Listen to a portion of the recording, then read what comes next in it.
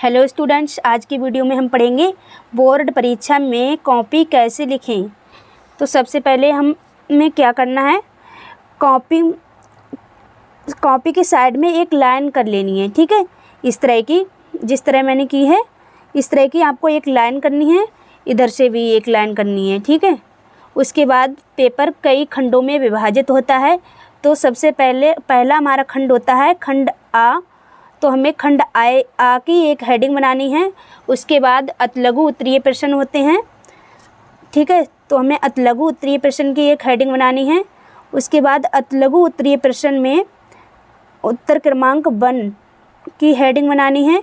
उत्तर क्रमांक 1 में हमारा प्रश्न मान लिया है प्रकाश का परावर्तन है। ठीक है, आपका जो भी प्रश्न हो आप उसे लिखेंगे। मैंने यहाँ पर एग्जाम्पल के तौर पर प्रकाश का परावर्तन रख लिया है। ठीक है, हेडिंग है प्रकाश का परावर्तन।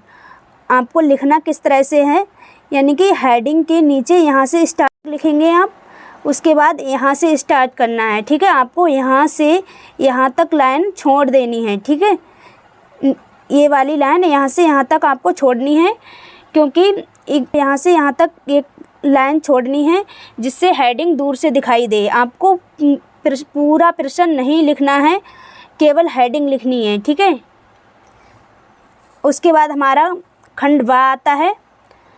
तो हम खंड वा की हेडिंग बनाएंगे। उसके बाद अतलघु उत्तरीय के प्रश्न के बाद लघु उत्तरीय प्रश्न आते हैं। तो हम लघु उत्तरीय प्रश्न की हेडिंग बनाएंगे। उसमें 5 है, 6 है, 7 है। ठीक है, मैंने यहाँ पर 6 मान लिया है। अगर आपके अतलघु उत्तरीय प्रश्न 5 होंगे तो हमारा यहाँ पर उत्तर क्रमांक 6 होगा। उसमें मान लिया उत्तर क्रमांक 6 में हमारी हेडिंग है जनसंख्या वृद्धि। ठीक है, आपकी जो भी है आप वो बनाएंगे। मैंने यहाँ पर एग्जाम्पल के तौर पर जनसंख्या वृद्धि रख लिया है। तो यहाँ पर भी हेडिंग बना करके लिखना है। ठीक है, और हर प्रश्न में आपको उत्तर क्रमांक ज़रूर डालना है। ठीक है, देखते हैं अब आगे। मान लिया आपकी हिंदी के गद्यांश में गद्यांश उत्तर क्रमांक 11 है, तो उत्तर क्रमांक 11 डालेंगे। उसके बाद गद्यांश लिखेंगे। ठीक है, गद्यांश में शुरू के हमें 3 अक्षर लिखने होते हैं, उसके और लास्ट के 2 अक्षर। ठीक है, उसके बाद गद्यांश में पहला प्रश्न है संदर्भ। ठीक है, संदर्भ या फिर लेखक और पाठ पूछा जाता है। ठीक है, तो हमें संदर्भ में संदर्भ लिखना है पहले। उसके बाद रेखांकित अंश की व्याख्या होती है। उसके बाद जो भी प्रश्न हैं आप उन्हें लिखेंगे। और व्याख्या को हमें अपने शब्दों में लिखना होता है। ठीक है, यानी कि व्याख्या को बढ़ा चढ़ा करके लिखना होता है। अगर आपको नहीं आती है तो आप इस तरह से लिख सकते हैं कि कवि कहता है कि, उसके बाद जो व्याख्या में जो लाइनें होती हैं उन्हीं लाइनों को हमें लिखना है। ठीक है,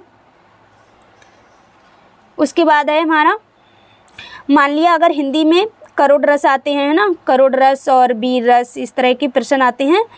तो हमें मान लिया हमारा करोड़ रस में प्रश्न नंबर 12 पे है, तो उसके बाद हेडिंग बनानी है करोड़ रस। ठीक है, अब यहाँ से हमें लिखना स्टार्ट करना है और उसके बाद यहाँ से लिखना है। ठीक है, इतनी यहाँ से यहाँ तक हमें लाइन छोड़ देनी है जिससे हमारी हेडिंग दूर से दिखाई दे। ठीक है, उसके बाद उदाहरण ब्लैक पेन से लिखना है जिससे कि एग्जामिनर को उदाहरण दूर से दिखाई दे। ठीक है, आई होप आपको हमारी वीडियो पसंद आई होगी। अगर पसंद आई हो तो लाइक शेयर सब्सक्राइब ज़रूर कर दें। Thank you.